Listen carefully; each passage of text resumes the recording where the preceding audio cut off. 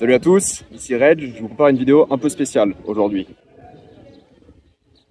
Je fais une vidéo qui n'était pas du tout prévue à la base. Je suis parti en vacances, en Jordanie, pour me reposer, mais en voyant tous ces paysages iconiques de films, je me sentais obligé de vous partager ça. Aujourd'hui, je vous fais une sorte de vlog qui mélange lieu de tournage, production de films, information sur ces films, logistique pour voyager, et à la fin, je vous mettrai aussi des images de mon voyage. Pour ceux que ça intéresse, je vous mettrai évidemment le timecode dans la description et le commentaire épinglé, mais vous pourrez voir des images que j'ai pas pu utiliser pour cette vidéo dans la partie un peu plus intéressante, disons.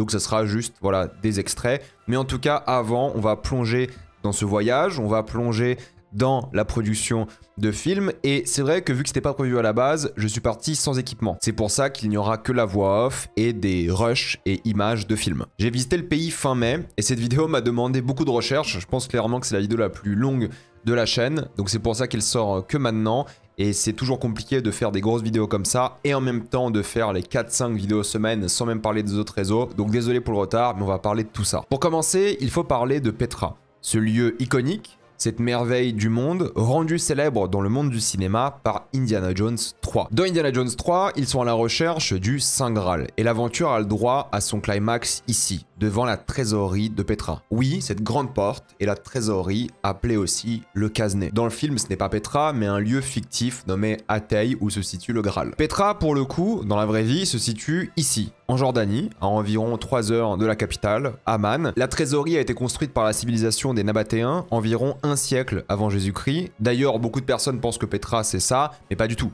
Petra est une énorme ancienne ville qui s'étale sur des dizaines de kilomètres, presque une vingtaine de randonnées faisables. En une journée, j'ai eu le temps d'en faire que 4. Je vous montre ça après, mais même pour arriver à la trésorerie, il faut faire 2 km à travers ce canyon que vous voyez aussi dans beaucoup de films. C'est un canyon absolument magnifique, gigantesque, sublime, envoûtant, qui progressivement s'ouvre pour montrer cette gigantesque trésorerie de 40 mètres de haut. Ce canyon est d'ailleurs utilisé de manière très cinégénique dans tous les films tournés ici, car justement, le Casnet se révèle tellement progressivement et petit à petit de manière grandiose pour s'ouvrir à la fin et prendre cette claque qu'est cette énorme trésorerie. Pourquoi est-ce que Spielberg a choisi ce lieu? Eh bien, il voulait un endroit qui faisait penser à quelque chose de mystique. Il voulait aussi un impact visuel fort. Al-Casnet est donc l'entrée parfaite pour le défi du Graal. La porte a plus de 2000 ans, elle a survécu à de nombreux conflits et tremblements de terre, même s'il a dû être réparé, une colonne par exemple, elle est faite dans la pierre directement. D'ailleurs, vous pouvez assister à Petra by Night pour voir l'histoire de la trésorerie affichée par un spectacle de lumière directement dessus. C'est joli, un peu cher, et je dirais que c'est pas forcément essentiel, surtout que vous voyez rien sur le chemin, donc vous pouvez même pas profiter un peu des couleurs de la nuit, c'est un peu dommage. Après, ça reste une sacrée ambiance pour ceux que ça intéresse. Petra était la capitale du royaume nabatéen et hub de commerce à travers le Moyen-Orient. Elle a été redécouverte, d'ailleurs, au 19e siècle. Le film a boosté la popularité de Petra. Beaucoup de choses en lien avec le film sont présentes sur place, des magasins, et il parle assez régulièrement d'Indiana Jones. C'est devenu une merveille du monde en 2007. Bon, j'ai pas envie d'entrer dans le débat de ce qu'est une merveille du monde ou pas, mais celle-ci en fait partie. Vu que Petra est une énorme ville, des trouvailles continuent d'être faites à ce jour. En 2024, ils trouvaient encore des artefacts. Et d'un point de vue cinématographique, c'est un endroit qui est vraiment intéressant parce qu'on peut prendre cette image de Petra, de cette trésorerie, de plein de points de vue différents. On a le plan ici un peu classique que vous avez dans Indiana Jones, et vous avez ici mon comparatif évidemment. Voilà, on a à échelle humaine, mais il y a aussi des plans de haut que vous voyez dans le film, et vous pouvez aussi y accéder par vous-même. Pour parler un peu de la production du film, il faut savoir que le tournage d'Indiana Jones 3 a duré de mai à septembre. Le casting principal est resté une semaine sur place, en août 88, à la toute fin du tournage du film. Et pour ceux qui pensent qu'on peut rentrer dans l'intérieur de cette trésorerie, il faut savoir que c'est pas le cas. L'intérieur dans le film est un studio. Vous ne pouvez pas rentrer ici, c'est juste pas possible, vous pouvez juste regarder. Pas du tout évident de filmer à Petra parce qu'il faut fermer la ville, ça dérange évidemment beaucoup de personnes, dont les archéologues et toute personne qui travaille dans l'industrie du tourisme. Mais rappelez-vous, Indiana Jones 3 est certes un film culte, iconique avec plein d'images, mais lorsqu'on pense à Indiana Jones 3, on pense aussi à Petra. Une semaine de tournage pour le moment le plus impactant du film, c'est pas mal. À la base, la Jordanie ne voulait pas du tout donner l'autorisation, mais le roi de Jordanie, à l'époque, et Spielberg était au même endroit à un événement, et c'est Jackie Stewart, le champion de F1, qui a fait le lien entre eux. Et après avoir réussi à convaincre le roi, c'est vrai qu'ils avaient eu le droit à un traitement royal au palais royal d'Aqaba, une ville très importante, et on en parlera après évidemment, mais le roi Hussein et la reine Nour étaient actifs dans la production du film. Parfois, c'est eux qui conduisaient Spielberg et certains acteurs sur le plateau. Et c'est vrai que la Jordanie a connu quelques films avant les années 2000, pas mal de tournages, mais c'est qu'en 2003 que la Royal Film Commission a été créée pour permettre le tournage de plus en plus de films. Et après la création de cette commission, les tournages en Jordanie ont explosé. Énormément de films ont tourné là-bas. Avant, c'était beaucoup plus compliqué, hein. Évidemment, à l'époque d'Indiana Jones, ils ont dû un peu tout inventer, ou presque. Et c'est vrai que l'impact touristique de cette mise en scène devant la trésorerie était colossal. Avant, il y avait quelques milliers de visiteurs par an. Après le film, il y avait en moyenne 1 million de visiteurs par an. Ça crée plein de problèmes, difficultés environnementales, de préservation et tout, et de gestion de ces flux économiques de touristes, que ce soit durant le tournage pour préserver tout ce qu'il y a ici, et ensuite avec les nombreux touristes qui sont rapidement arrivés. La seule difficulté concernant la production du film était de faire passer l'équipement à travers le canyon, mais bon, fatalement ça s'est fait, le canyon n'est pas si petit que ça, mais c'est juste qu'ils n'étaient pas forcément habitués et prêts, mais ça s'est fait sans trop de soucis. Et comme je vous l'ai dit, Petra n'est pas que la trésorerie, Indiana Jones n'utilise que Al Kazne. Mais pour vous parler des autres films, je dois vous montrer un peu ce qui se passe autour de cette trésorerie et bien plus loin et comment s'organise cette grande ville antique. Tout d'abord, pour commencer, lorsque vous rentrez, vous marchez ces fameux 2 kilomètres. Sur le chemin, vous allez avoir plein d'autres monuments taillés dans la pierre. Plus vous avancez, plus vous allez être dans la nature. Vous pouvez marcher ou utiliser une voiture de guide. Moi, encore une fois, si vous pouvez, je vous conseille toujours de marcher, surtout vu ce magnifique canyon qui est encore une fois gigantesque, c'est assez impressionnant, c'est à couper le souffle, vous vous dites ok, quelle aventure vous allez vivre ici, et c'est le cas. C'est 2 kilomètres de pur plaisir, on était submergé par la taille de ce canyon et progressivement on voyait cette trésorerie apparaître et j'avoue qu'on sentait dans un film. On marchait tout doucement et on voyait le soleil progressivement pénétrer dans le canyon avec quelques rayons et nous pénétrer de plus en plus vers Al Kazne, et lorsque le canyon s'ouvre enfin et vous voyez cette énorme porte, vous prenez une claque, croyez-moi. Et ça a l'air grand en vidéo, mais dans la vraie vie c'était encore bien plus impressionnant et c'était une claque visuelle que je n'oublierai absolument jamais. Ensuite, vous rentrez dans Petra. Après avoir pris vos photos, vidéos à Al Kazne, vous avez pris votre claque visuelle, il faut continuer parce que c'est là que vous allez rentrer dans la ville antique et vous avez plusieurs choix pour y aller. Alors nous, on n'avait qu'un seul choix parce qu'il y avait une des routes qui était bloquée, mais fatalement, vous allez avancer via un autre canyon et vous allez découvrir encore plus d'édifices taillés dans la pierre et vous allez voir que toute la ville qui s'ouvre de plus en plus avec beaucoup plus d'espace. Vous allez avoir un amphithéâtre aussi par exemple qui est assez marquant, beaucoup de maisons, et il y aura beaucoup de chemins à prendre et aussi beaucoup de petits camps bédouins qui vendent du thé, de l'eau, etc. Il faut être équipé. Nous, tout le séjour, il faisait 30 degrés et c'était très sec, donc ça allait, on pouvait respirer, mais on était vite déshydraté. Donc je vous conseille d'avoir beaucoup d'eau, mine de rien, et d'avoir évidemment des manches longues, protection UV, casquette, etc. Vous allez beaucoup marcher si vous allez à Petra, mais vous allez voir beaucoup d'endroits qui sont tous différents. Là où c'est intéressant est que la première randonnée après avoir vu El Kazne est une randonnée qui mène à la deuxième grande trésorerie ou porte, mais cette fois-ci au sommet d'une grande colline. C'est ce qu'on appelle le monastère là-bas. Il y a 800 marches à monter, ce qui est toujours un peu difficile en plein soleil. Il y a très peu d'endroits d'ombre et même s'il y a moyen de faire des pauses, c'est une montée qui est magnifique, qui est impressionnante. On se sent de plus en plus dans un monde de SF, même si oui, entre tous les bâtiments taillés à la pierre, cette montée sur cette colline qui est super, de plus en plus vers la nature, il y a plein de petits camps bédouins qui sont certes pour les touristes, c'est assez dramatique, disons, comme environnement. Je vous conseille juste de ne pas prendre des ânes, vous allez voir, il y a beaucoup d'ânes et beaucoup de touristes qui montent sur des ânes. Ne le faites pas, si vous pouvez marcher, si vous pouvez monter, parce que de une, vous payez, vous vous faites arnaquer, mais surtout, vous faites du mal aux ânes, littéralement. Les ânes sont torturés par les adultes, par les enfants. On a vu plein de fois les ânes se faire couper avec des pierres, se faire taper avec des bâtons et tout de manière très violente. On les voyait saigner littéralement. Donc s'il vous plaît, ne participez pas au commerce de la souffrance animale. C'est triste, c'est dommage. C'est un cycle vicieux. Voilà, les bédouins font mal aux animaux. Vous utilisez les animaux. Donc s'il vous plaît, pas d'animaux, pas d'ânes. C'est assez déprimant. Mais le reste de la montée est évidemment assez spectaculaire. Et ce monastère, justement, cette deuxième grande porte, qui est plus grande que la trésorerie d'ailleurs, de quelques mètres, a connu des tournages de films cultes, j'en parle après. Et je dirais même que l'endroit est plus impressionnant, car la porte, on a l'impression qu'elle mène au ciel, on est au sommet de cette presque montagne, là où l'autre était impressionnante parce qu'elle était taillée dans la roche, et on avait encore de la roche au-dessus. Évidemment, chacun sa préférence, mais ce qui est impressionnant avec ce monastère, c'est qu'on a la vue sur l'extérieur de la ville de Petra. On voit la nature, encore une fois, les montagnes, le désert, c'est reposant. On voit ces panoramas magnifiques qui vont jusqu'en Palestine et au-delà. C'est un moment hors du temps, en termes de moment, en termes de calme et en même temps de choc de beauté visuelle, c'était quelque chose. Et la descente d'ailleurs est agréable aussi, et tout aussi impressionnante. Et je vous parle progressivement de ce monastère-là parce qu'il y a beaucoup de films qui ont été tournés à Petra aussi. Un film que vous avez peut-être sûrement pas vu mais qui s'appelle Simbad Eye of the Tiger. J'ai essayé de le regarder pour cette vidéo, mais j'avoue que en termes d'effets spéciaux, de budget, c'est un film de l'époque, c'est 1977, ça allait pas du tout. Parce que techniquement, oui, ils ont tourné à Petra, mais ensuite, les personnages principaux ont été incrustés et les acteurs, du coup, étaient par-dessus l'image. Donc on n'a jamais l'impression qu'ils sont là. On voit les contours verts, c'est dégueulasse. C'est un mélange assez affreux. Car oui, c'est un vieux film qui a voulu profiter de ça. Alors c'est un peu dommage parce qu'ils sont littéralement allés tourner là-bas. Mais ils ont quand même incrusté les acteurs sur beaucoup de palettes assez dégueu. Pourtant, bon, c'était 3,5 millions de dollars à l'époque. C'était pas non plus le budget de Star Wars, sorti la même année, qui a coûté 3 fois plus cher. Mais techniquement, oui, ils ont filmé ici avant Indiana Jones. Et ça semble vrai à certains moments, sauf ces incrustations absolument dégueulasses.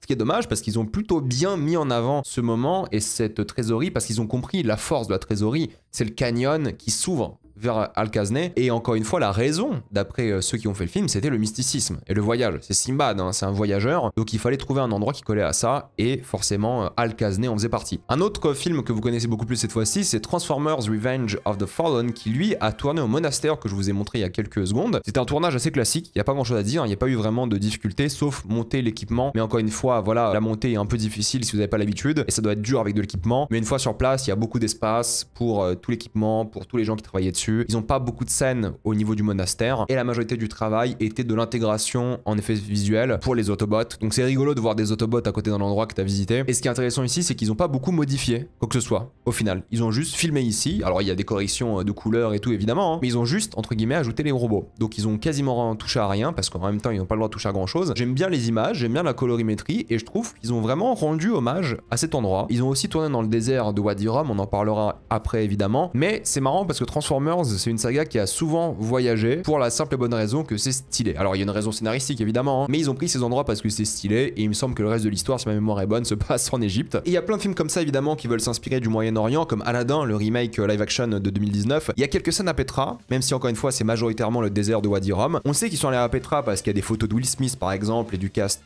à Petra. Je sais pas ce qu'ils ont tourné parce que tout ce que j'ai vu dans le film, et je l'ai rematé, et j'ai essayé de trouver le plus possible de making of et je les ai regardés pour le coup tous concernant le film. J'ai pas vraiment compris ce qu'ils ont fait à Petra. J'avoue que toutes les sources m'indiquent qu'ils ont tourné à Petra. Il y a même des photos de tournage à Petra, mais je n'arrive pas à savoir quelle scène ils ont tourné à Petra. Oui, certains disent que c'est la scène au début de la course-poursuite, mais en réalité, je n'arrive pas à faire le lien entre Petra, ce que j'ai vu, ce que j'ai trouvé sur internet, et en même temps, ce que montre le film. Là où le désert dont on va parler après, c'est évident. Mais là, Petra, je n'arrive pas. Bref, je sais pas du tout, c'est pas très grave, mais je sais qu'ils ont filmé quelque chose à Petra qu'on voit pas beaucoup dans le film au final, et on parlera encore une fois de pourquoi beaucoup de ces films tournent dans le désert à côté, et il n'y a pas eu de grandes difficultés. Je veux dire, depuis la Royal Film Commission, les tournages à Petra sont assez simples, entre guillemets, d'un point de vue logistique, là où dans le désert il y a beaucoup plus de difficultés. Il y a un autre film qui va vous surprendre qui a très bien mis en avant Petra, c'est Mortal Kombat Annihilation. Oui, c'est pas une blague. Et je suis assez étonné parce que je me rappelais de ce film. Moi, c'est un film que j'aime bien en tant que nanar. Mais j'étais hyper étonné de la présence de ce film dans cette liste parce que j'avais oublié que c'était à Petra. Même si c'est compréhensible vu le délire du tournoi mystique, du tournoi du Mortal Kombat évidemment et de Shao Kahn. Mais ce qui m'impressionne quand même avec Mortal Kombat, c'est qu'ils n'ont pas utilisé la trésorerie.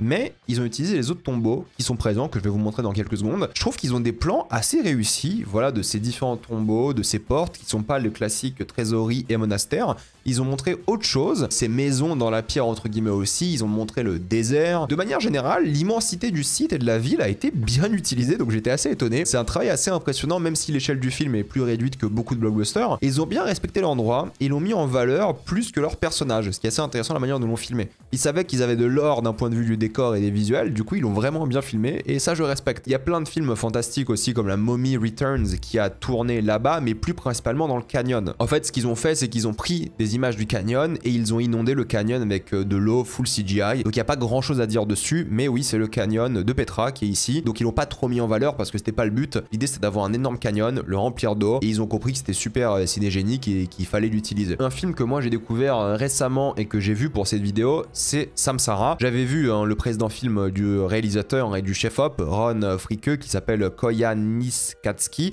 est un film culte qui est très très bien. J'ai vu Samsara et ensuite j'ai découvert Baraka. Donc voilà, Samsara, Baraka m'ont mis une énorme claque. Ils font aujourd'hui partie des plus beaux films que j'ai vus de ma vie. Samsara m'a mis KO de beauté. Ça a été tourné dans 25 pays, dont la Jordanie, avec quelques plans magnifiques sur Petra. Et pourquoi ça a été tourné à Petra? C'est que Ron Fricke est intéressé par l'éternel. Et donc tout ce qui concerne la religion, la mortalité, les ruines, il aime beaucoup. Donc je vous conseille de regarder Baraka. Je vous conseille de regarder Koyanis Katski et je vous conseille surtout de regarder Samsara, qui est mon préféré des 3 que j'ai vu de lui. Mais honnêtement, ces films m'ont mis une claque, donc je ne peux que vous les conseiller. Il y a aussi une série télé qui a été filmée ici qui s'appelle Djinn. J'avais fait la critique à l'époque, je me rappelle très bien. C'était la première série Netflix arabe, tournée d'ailleurs aussi en Jordanie, à Petra. On voit ici un plan du canyon. Vous avez compris le délire, hein. Ils voulaient donc quelque chose de mystique par rapport au djinn. Et c'est assez réussi visuellement, mine de rien. Je me suis rematé quelques scènes. La série est pas bien, hein, mais ils ont tourné là-bas tout de même. Et il y a plein d'autres films et séries qui ont tourné en Jordanie et à Petra. Je vais pas tous les faire parce que c'est juste pas possible. Il y en a vraiment des centaines. Il y a eu La Passion dans le désert, il y a eu Krish 3, Ragada et plein d'autres que je n'ai pas vu non plus. Mais avant de continuer de parler d'un dernier film qui a été tourné ici, je dois vous présenter un peu la ville parce que vous allez voir, c'est assez intéressant. J'ai fait 2 autres randonnées. Voilà, pour le coup, je vous ai dit, il y en a beaucoup et on a eu le temps d'en faire que 4 et mon ami était vraiment fatigué, il a dû en skip une. Mais je suis allé pour faire le haut lieu du sacrifice. Il n'y avait personne et les paysages étaient magnifiques. Il y avait quelques bédouins par-ci par-là, mais on se croyait vraiment dans Star Wars, sur Tatooine. Alors je sais que c'est tourné en Tunisie, hein, mais on se sentait vraiment dans un monde de science-fiction qui faisait beaucoup penser à Tatooine. L'ambiance était vraiment SF, d'une autre planète. J'ai rarement, voire jamais vécu ça, car la nature était à la fois très vide, pour un endroit aussi touristique c'était intéressant et impressionnant, et en même temps ça semblait très vierge. La montée se faisait bien, c'était pas très compliqué. On observait de plus en plus les bâtiments, les ruines, c'était encore une fois une très belle montée. J'ai pas trouvé de film qui était tourné durant cette randonnée, mais la randonnée était magnifique. Plus on monte, plus on est impressionné. Plus on monte, plus on voit ce désert s'ouvrir face à nos yeux. Des sculptures dans la pierre comme un lion ici. Quelques camps bédouins qui veulent se faire un peu d'argent parce que c'est littéralement leur revenu sur l'année. Mais vu qu'il n'y avait pas beaucoup de touristes, malheureusement, ils n'ont pas pu avoir grand chose. Et vu que moi j'avais pas de cash, c'était compliqué aussi. On essaie de soutenir de temps en temps les bédouins, mais c'est que là c'était compliqué, on avait déjà tout dépensé sur l'eau parce qu'on n'avait pas assez prévu. Mais la vue est impressionnante. Au sommet, ça envoie, et j'ai passé un bon moment là-bas à juste me poser, regarder, tellement c'était prenant. Et d'ailleurs, la descente était tout aussi sublime, mais d'un autre côté, et c'était assez impactant aussi. La dernière randonnée va du côté des tombes, qu'on a donc vu dans Mortal Kombat juste avant. C'était 600 marches cette fois-ci, donc encore une fois en plein soleil, c'est un peu pénible. Mais la montée, j'ai du mal avec les adjectifs, hein, parce qu'il y en a tellement pour décrire ce que j'ai vu là, mais je vais repartir sur sublime. On a vu sur toute la ville, l'amphithéâtre, on voit le désert au loin. Et l'objectif était d'arriver au-dessus de la trésorerie. Vous en prenez plein la gueule, évidemment, sur le chemin, et puis quand vous la revoyez, cette trésorerie, c'est encore plus impressionnant. La voir de haut, le silence absolu, quasiment pas de touristes, pas d'animaux, un peu de vent mais c'est tout. Vous êtes dans Indiana Jones, littéralement, parce que c'est plus ou moins le même plan. Et ensuite, vous redescendez une dernière fois, c'est 600 marches, vous vous remettez devant la trésorerie, et vous la regardez, l'admirez, avant de repartir, fatalement comme un peu Indiana Jones. Mais avant de quitter Petra, il faut que je vous parle d'un dernier film assez intéressant. C'est le Queen of the Desert de Werner Herzog, tourné majoritairement au Maroc, mais quelques scènes à Petra. Ça se passe durant la Première Guerre mondiale, un moment crucial pour l'Arabie, car les frontières qu'on connaît aujourd'hui sont tracées à ce moment-là. On parlera évidemment de Lawrence d'Arabie dans quelques secondes, parce que c'est lui, T.E. Lawrence, qui a tracé entre guillemets ces frontières, mais le film décide de prendre le point de vue féminin de l'histoire, car plusieurs agents britanniques étaient sur place, dont le personnage de Nicole Kidman, Gertrude Bell, qui a bel et bien existé et qui a elle aussi participé de manière assez active à la création des pays qu'on connaît aujourd'hui au Moyen-Orient. Évidemment, dans l'histoire, elle a été éclipsée par T.E. Lawrence, c'est d'ailleurs pour ça que Werner Herzog voulait en parler, et beaucoup la considèrent comme presque tout aussi importante et marquante que lui. Elle a une vie fascinante, je vous laisse vous renseigner sur elle. J'ai trouvé le biopic assez simple, malheureusement, donc je vous conseille de vous renseigner via des documentaires et d'autres vidéos. Lawrence ici d'ailleurs est joué par Robert Pattinson, et c'est un Lawrence qui est plus proche de la réalité historique. Dans le film qu'on connaît nous, dont je vais parler après, il ne veut pas trahir les bédouins, et il n'est pas au courant de la traîtrise britannique, alors que dans la vraie vie, il l'était, et il participait activement. Donc, comme on le voit dans ce film ici. Donc ce film est plus fidèle à la mauvaise image qu'ont les bédouins de Lawrence. Et le film n'est pas incroyable, hein, vraiment, et même un peu décevant, je trouve, pour Werner Herzog, même s'il y a de belles choses, de grande qualité, il y a un bel hommage à ce personnage qui était quand même assez controversé, mine de rien. Mais en tout cas, ce qui compte pour moi, ce sont les lieux de tournage. C'est-à-dire que le film a tourné une séquence à Petra, une seule scène, vous la voyez ici. On reconnaît l'environnement, on sait que ça a été fait là-bas, il y a des making-of et tout, c'est sûr. Mais ça, vous l'avez vu, je vous ai montré les images, vous connaissez maintenant. Mais il y a une scène qui était assez intéressante. Dans l'une des scènes du film, ils vont à un autre endroit qui s'appelle s'appelle Wadi Moujib. Wadi Moujib est un canyon rempli d'eau dans lequel se trouve à la fin une cascade. Vous avancez paisiblement au début dans ce canyon où il n'y a quasiment pas d'eau, pour progressivement finir pied dans l'eau, puis bassin dans l'eau, puis littéralement en train de grimper des rochers glissants pour arriver au bout. Vous allez être évidemment à 100% trempé, mais l'expérience est dingue. Au retour, vous pouvez même flotter pour revenir. Vous allez grimper à travers une cascade, vous allez vous rappeler de temps en temps que vous êtes dans un canyon gigantesque et en même temps affronter cette eau qui est parfois un peu violente. D'ailleurs, la fin de ce canyon est assez incroyable, ça vaut le coup d'y aller si vous avez l'occasion, c'est à quelques heures de Petra. Mais en tout cas, j'ai l'impression que Herzog a réellement tourné ici parce que je reconnais clairement le canyon, ou alors il a pris un autre canyon, mais dans le film, il cite bel et bien Wadi Moujib. Avant de parler du désert de Wadi Rum, j'ai envie de vous dire pourquoi est-ce que autant de films tournent en Jordanie. La première réponse s'appelle Laurence d'Arabie. Le film a démocratisé le tournage d'œuvres dans le désert au monde entier, vu son impact culturel. Deuxième réponse, la Jordanie a une vraie diversité de paysages, dont le désert de Wadi Rum, dont Petra, mais aussi beaucoup de ruines et beaucoup d'autres endroits très nature et vierge. Troisième réponse, la Jordanie est un pays qui est stable politiquement. Je veux dire, au Moyen-Orient, il n'y en a pas beaucoup. Beaucoup disent, et c'est les Bédouins qui me l'ont dit d'ailleurs, que c'est un peu la Suisse du Moyen-Orient. Ils essaient de ne pas se faire des ennemis à droite à gauche et ils essaient de garder cette stabilité économique et politique, le plus possible évidemment. Et cette stabilité économique, ils l'ont aussi grâce à la quatrième réponse, ce sont les crédits d'impôt. Le pays est économiquement attractif pour le cinéma. Sans même parler de la main-d'œuvre cinéma déployée, donc c'est des centaines de Jordaniens qui vont travailler pour beaucoup moins cher qu'un mec par exemple de Californie ou de Londres. Donc lorsque des grosses productions viennent ici, l'État leur donne un crédit d'impôt, l'État va leur fournir de la main-d'œuvre pas chère, pourquoi refuser? Et ça, c'est un atout compétitif que n'ont pas forcément d'autres déserts dans la région. Parce que des déserts dans la région, il y en a énormément en réalité. Que ce soit en Arabie Saoudite, en Iran, en Syrie. Mais ces pays-là n'ont pas toujours cette stabilité politique et cette motivation fiscale. La cinquième réponse est la logistique. Depuis la création de la commission du cinéma jordanienne que j'ai cité tout à l'heure, celle-ci va littéralement déployer l'armée pour aider un film et fournir toutes les ressources nécessaires. D'ailleurs, vous allez le voir, mais le roi de Jordanie et sa famille vont régulièrement visiter les tournages de films. Et ceci depuis Laurence d'Arabie il y a 60 ans. Le résultat, c'est quoi? C'est qu'on a des centaines de films locaux ou étrangers tournés en Jordanie, des réductions d'impôts jusqu'à 45% dans certains cas, et des centaines de millions de revenus pour le gouvernement jordanien. Ils gagnent beaucoup d'argent parce que ces films vont forcément dépenser de l'argent pour tourner, mais ils vont aussi dépenser de l'argent sur place. Et en plus de ça, qu'est-ce qui va se passer? Pourquoi moi je fais cette vidéo aujourd'hui? C'est que ces films-là ont engendré un tourisme gigantesque, quasi exclusivement grâce au cinéma depuis Laurence d'Arabie et Indiana Jones. La commission jordanienne cite presque 600 projets par an. Alors c'est pas forcément des films, ça peut être des documentaires, ça peut être des courts-métrages, ça peut être plein de choses, mais 600 projets par an dans tout le pays. Et encore une fois, moi je vous parle de Wadi Rum et de Petra, mais il y a énormément d'endroits dans lesquels vous pouvez filmer en Jordanie.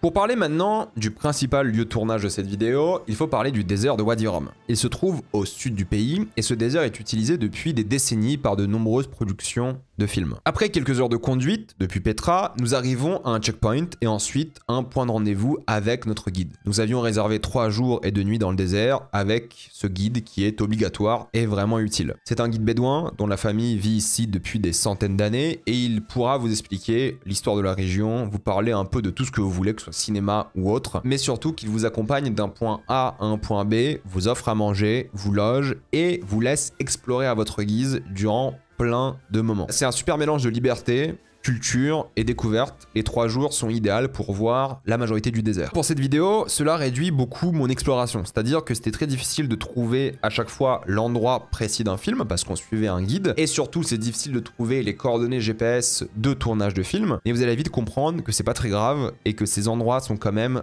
reconnaissables dans beaucoup de cas. Et il faut parler du coup de l'un de mes films préférés de tous les temps que vous voyez tous les jours si vous regardez mes vidéos. Et l'une des raisons pour laquelle j'ai entamé ce voyage en Jordanie, c'est Laurence d'Arabie. Laurence d'Arabie est un film qui sort en 1962 et est considéré comme l'un des films les plus épiques et grandioses de l'histoire. En pleine Première Guerre mondiale, le Royaume-Uni fait face à ses nombreux opposants, dont l'Empire ottoman qui gouverne le Moyen-Orient. Vous suivez Laurence, un militaire britannique en poste au Caire. Passionné par le monde arabe, il s'ennuie terriblement dans son travail et souhaite être plus important car il ne se sent pas à sa place. C'est là que les généraux lui donneront une nouvelle mission, rejoindre les Bédouins et les motiver à s'unir et se révolter contre l'Empire ottoman. À l'époque, les Bédouins étaient divisés et les tribus se faisaient la guerre, mais Lawrence va essayer de les unir pour créer un nouveau monde arabe et une nation unie. Malheureusement, les hauts dirigeants politiques n'auront pas le même objectif et voudront s'emparer du Moyen-Orient pour eux après la défaite des Ottomans. Lawrence, lui, va progressivement tomber amoureux du désert, de la culture bédouine et fera tout son possible pour les aider.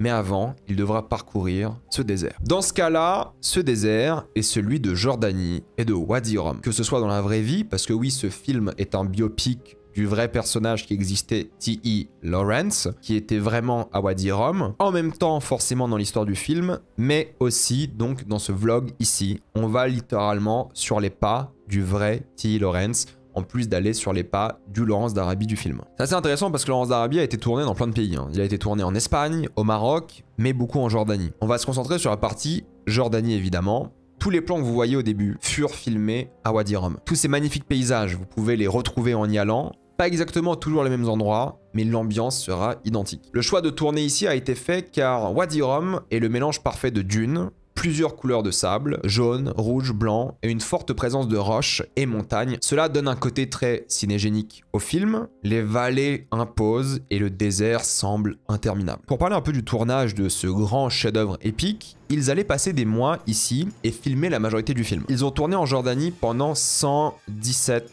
jours. Je crois que ça reste aujourd'hui le record historique d'un film qui tourne là-bas. Pour la production, ils avaient établi plusieurs camps. Un à Amman, la capitale, un à Aqaba à 60 km de Wadi Rum, un dans le désert et un à côté du lieu de tournage. Les artistes, acteurs, techniciens et autres membres de la production alternaient entre les 2 ou 3 camps les plus proches de Wadi Rum. Évidemment, le gros défi, c'est avoir de l'eau, de la restauration, de l'énergie. C'était un enfer logistique, car c'est le premier film, voire projet majeur de l'histoire, qui s'est fait là-bas depuis la Seconde Guerre mondiale. Il fallait 132 litres par jour minimum pour les animaux, les humains, qu'il fallait importer de 200 km. Je vous parlais de roi tout à l'heure, mais le roi Hussein était fan du projet. Il venait visiter le tournage régulièrement, il parlait aux acteurs, aux réalisateurs, il a même donné accès à la production, aux ressources militaires, dont la main-d'œuvre, la sécurité et les avions pour transporter personnes et matériel. C'est assez ironique aujourd'hui de se dire que le roi venait régulièrement visiter le tournage, car le monde arabe a banni le film à sa sortie à cause de la représentation des Arabes dans l'œuvre. L'un des gros défis évidemment, c'est que lorsque vous êtes dans un désert, il fait chaud. Et il fait très très chaud, c'est-à-dire que certains jours atteignaient des températures de 55 degrés. Oui oui. Moi j'ai vécu les 30 degrés, ça allait, mais 55 je n'ose pas imaginer. Et forcément la chaleur qui agace évidemment tout le monde, sans même parler des tempêtes de sable et autres problèmes qui venaient littéralement tailler la peau des comédiens, des techniciens, parce que oui, lorsqu'il y a des tempêtes de sable, cela peut faire très très mal, ils devaient être équipés pour ça, mais surtout que les caméras surchauffaient et brûlaient même. Ils ont dû les protéger avec des équipements spéciaux qu'ils ont improvisés sur le moment, ou tout simplement des serviettes trempées par-dessus. Sans même parler du poids de certaines caméras à l'époque, parce que oui, il fallait filmer en pellicule, il n'y avait pas de numérique, et c'était forcément beaucoup plus lourd. D'ailleurs, c'était impossible pour eux de filmer le soleil, parce que ça brûlait littéralement la caméra, donc le seul plan que vous voyez dans le film qui est directement le soleil, c'est un faux plan, c'est une peinture. C'est d'ailleurs le seul faux plan du film. Ils ont essayé plein de techniques, mais le soleil brûlait tout le temps la caméra. Et forcément, si la caméra peut brûler, les gens aussi, et se protéger du soleil tout le temps était impossible. Et d'ailleurs, si on parle de choses techniques et de chaleur, il faut savoir que les costumes étaient faits avec des matériaux plus ou moins locaux. C'est-à-dire que la tenue de Lawrence était volontairement trop grande pour lui, parce qu'il fallait qu'il soit un peu déconnecté de l'armée et qu'il n'ait pas sa place, mais sa tenue était faite de matériaux issus de Grande-Bretagne. Par contre, les tenues des Bédouins sont issues majoritairement des marchés voisins syriens. La chef costumière est allée en Syrie pour trouver le textile nécessaire et créer ces fameuses tenues. Omar Sharif, le second rôle principal du film, est l'un des seuls habillés en noir, pour plein de raisons scénaristiques que je vais pas forcément expliquer ici, mais il avait 12 exemplaires de son costume, car il perdait trop d'eau et donc trop de sel lors du tournage, et son costume devenait blanc, surtout de l'intérieur. Il a dit avoir perdu presque 8 kilos lors du tournage. Et ce grand désert que vous voyez là, à l'époque, quasiment aucun film n'avait tourné ici. Donc les Britanniques qui venaient ici ne s'y connaissaient pas forcément. Donc ils avaient des guides bédouins, dont visiblement un qui les a beaucoup aidés, Alouche. Alouche s'est occupé de retrouver les endroits les plus perdus possibles pour renforcer le côté nature vierge et impressionnant. Cela a créé des images jamais vues au cinéma, mais le problème est que nature vierge, avec des camions de production et plusieurs scènes à tourner, gâche la nature vierge. En plus de la difficulté de se déplacer dans cette nature qui n'a pas encore été conquise, en tout cas pas par des véhicules à essence, en termes de tournage, ça crée plusieurs problèmes. Parfois, il ne tournait qu'une seule fois par jour, que ce soit une scène ou un plan par jour, parce que les chameaux laissaient des traces, les véhicules laissaient des traces, et il fallait laisser la nature reprendre le dessus et donc masquer ces traces. Ils avaient des balais, des machines à vent pour faciliter ce processus, mais ce n'était pas suffisant. Il fallait que la nature le fasse. Donc tourner une scène ou un plan par jour fait exploser le budget. Et le producteur Sam Spiegel, qui était donc un producteur qui a déjà bossé à l'époque avec le réalisateur David Lean, était régulièrement là, même s'il passait pas beaucoup de temps dans le désert, pour calmer les ardeurs du réalisateur. Transporter ses véhicules dans des endroits isolés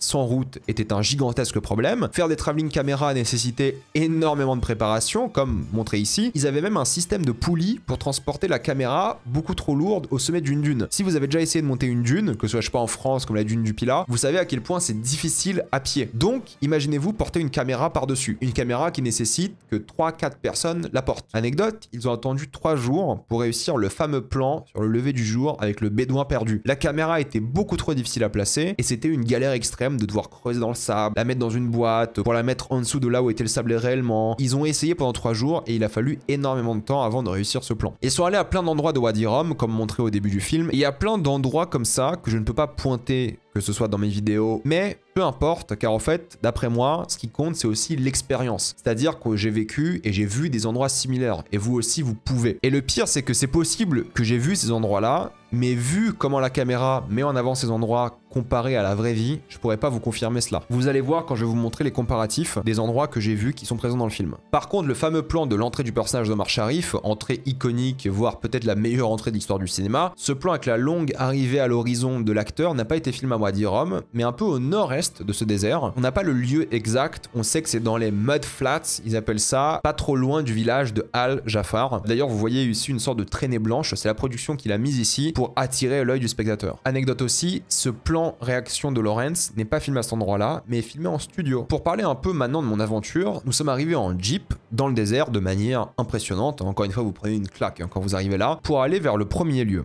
Lawrence Spring, un point d'eau nommé d'après le Lawrence de la vraie vie, et vous allez voir, il y a beaucoup de lieux qui sont nommés d'après T. Lawrence, que ce soit d'un point de vue marketing ou tout simplement d'un point de vue historique. Les Bédouins, et je vous expliquerai après pourquoi, ne l'appellent pas du tout comme ça. De mémoire, les Bédouins avaient un nom qui était en rapport avec les larmes de l'œil, car c'est une source d'eau située dans un terrain qui est assez surprenant pour de l'eau, et c'est encore une source d'eau aujourd'hui d'ailleurs, et ça fait penser à une larme qui sort d'un œil un peu de nulle part. Vous allez voir, ce qui est bien dans ce voyage-là, c'est que vous pouvez monter tous les rochers. Vous pouvez monter Lawrence Springs pour avoir une meilleure vue, et c'est là que j'ai compris à quel point on pouvait déshydrater vite dans le désert, même si la montée n'était pas difficile. Vous perdez vite en eau, alors qu'il faisait pas si chaud que ça, 30 degrés. Certes, on était sur du UV12, mais il faut beaucoup d'eau constamment, heureusement que les guides en avaient. Vous pouvez monter et avoir cette magnifique vue sur le début de votre aventure, et c'est là que vous allez voir le plus de jeeps, le plus de camps bédouins, parce que c'est l'un des endroits les plus touristiques.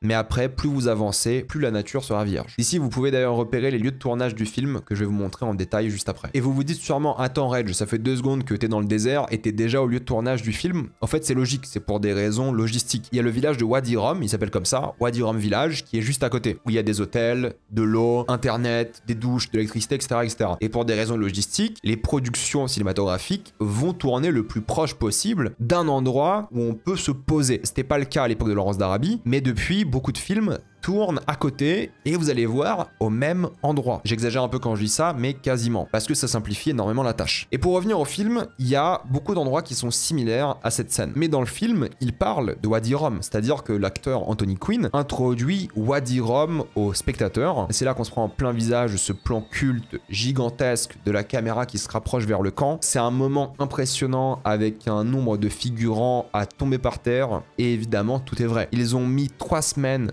pour tout installer, toutes les tentes. 10 000 bédouins sont venus de tout le pays pour faire de la figuration. C'est devenu une ville à part entière, avec du commerce, des rivalités, car oui, les tribus de bédouins ne sont pas toutes d'accord entre elles, comme on le voit dans le film. Il fallait gérer ces 10 000 personnes, et en plus de ça, il fallait gérer la chaleur du désert, mais aussi le froid glacial de la nuit. Cette scène assez iconique au camp la nuit était apparemment horrible pour les acteurs. Et si on parle du nombre de chameaux, parce qu'il y en a énormément, pour les avoir, ils ont passé un casting des meilleurs cavaliers de chameaux. Peter O'Toole, l'acteur de Lawrence d'Arabie, a passé 3 semaines avec les cavaliers les plus qualifiés et c'est eux qu'on voit dans le film. Ce sont des figurants qualifiés qui peuvent donc dresser ces chameaux comme il faut. D'ailleurs, Peter O'Toole, au bout de plein de mois de tournage, est devenu un spécialiste. Et nous voilà en direction de ce lieu culte de cinéma, toujours en Jeep. Nous avançons gentiment, on en prend plein les yeux. Il manque plus qu'à monter cette petite dune et voici le lieu. C'est ici que beaucoup de films cultes ont été tournés. Vous allez voir, vous allez reconnaître à chaque fois les mêmes rochers en boucle